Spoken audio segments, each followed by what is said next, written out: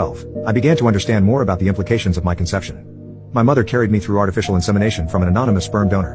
Being without a named father has put me into something of a perpetual existential crisis. I feel as though I was not even conceived out of love. I was conceived because my parents could afford to buy the necessary ingredient, some random guy's semen. I will never know half of my biology, half of where I come from and why I exist. I feel robbed of an experience afforded to nearly everyone else in the world. The worst part is, I feel utterly alone in this state of being. Orphans and adoptees are entitled to want to know their biological parents, and they receive support for that desire.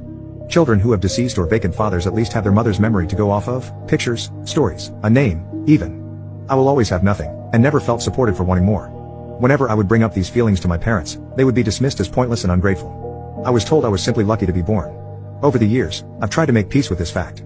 I've managed to connect with some of my half-siblings on my father's side online, spread across the United States.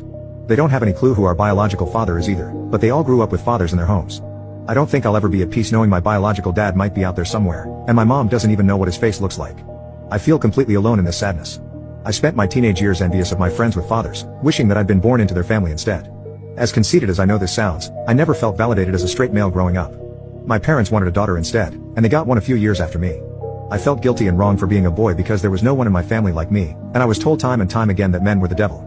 Once I became aware of it, Father's Day was one of the worst days of the year. I'm not trying to say that gay people shouldn't be parents. I'm only saying that they should be conscious of the impact that it will inevitably